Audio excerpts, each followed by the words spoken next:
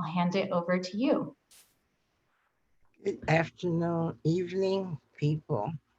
My name is Wilma Alcock, and I am a member of Portland Harbor Community Coalition.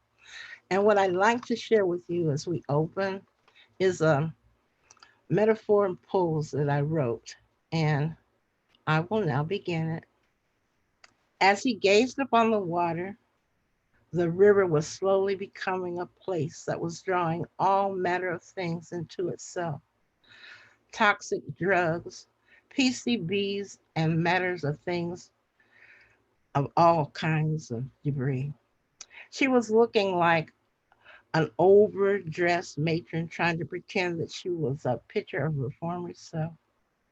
But the rains were acid, and the city was stifling, and the river was slowly dying. Her exuberance lost, and nothing to refresh herself with. The streams were being polluted before they reached her. She could only pull herself through the bed of ancient carvings of land made by volcanoes that erupted eons ago, when she was just a young stream, before life happened, before progress happened.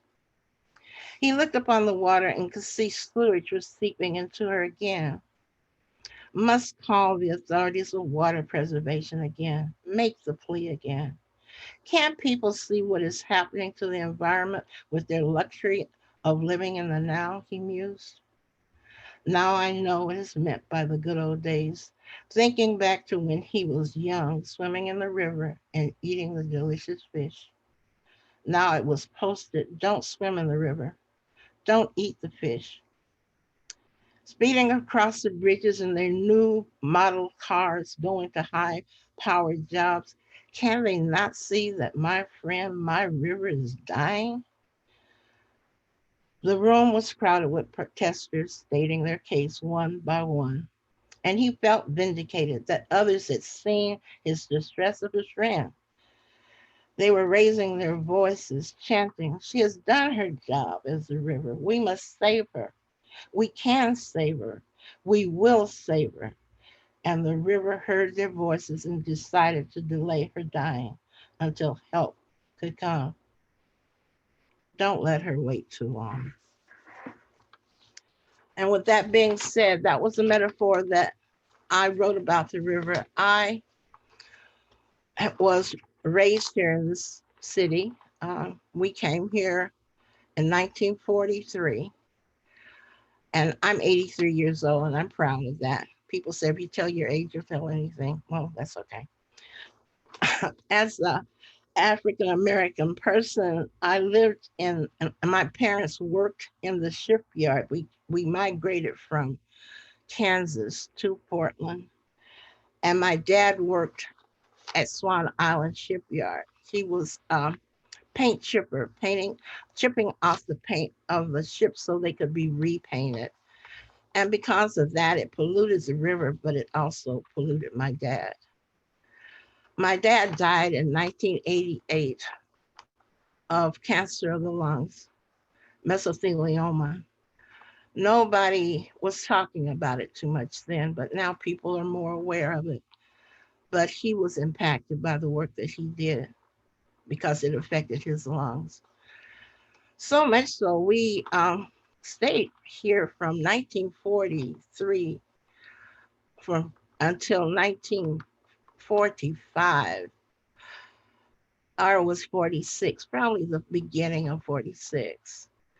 And we went back to Lawrence, Kansas because my dad wanted me to go to university there. But because his health had been so impacted by the pollutions he had accumulated in his bodies over the years, he could no longer stay in that dry climate. He had got acclimated to this wet climate. So within 9 months, we were back again. They had saved money to buy a home.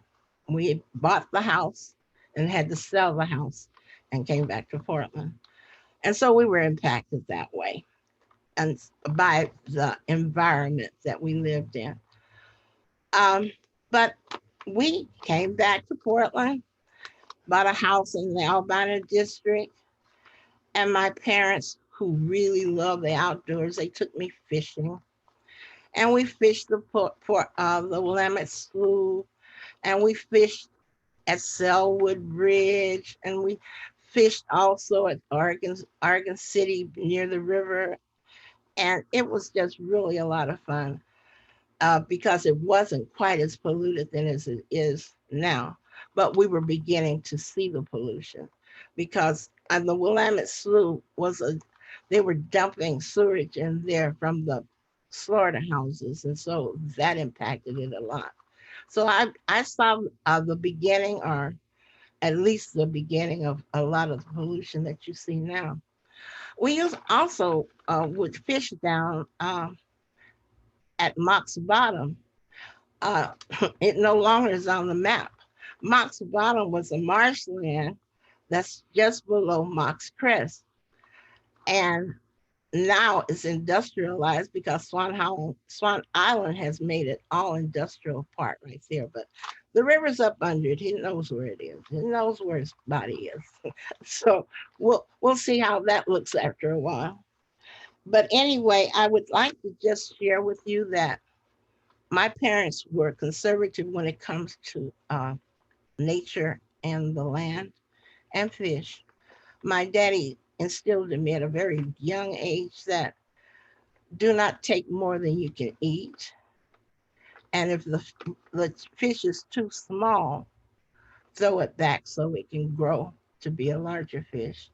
And so they instilled that in me, and also to really take care of the environment. If we come upon a place to fish, we never leave trash. If there was trash there, we would pick that up too, because they told me leave a place better than you found it. And I kind of takes that to my life, not only environment, but in the room where I come, I would like to leave it better than I came into it. And I love the fact that I'm working with these wonderful people at PHCC. I may not get to see some of the things we're fighting so hard for, but everybody has to make a contribution. And I hope that my contribution will be of value to this group.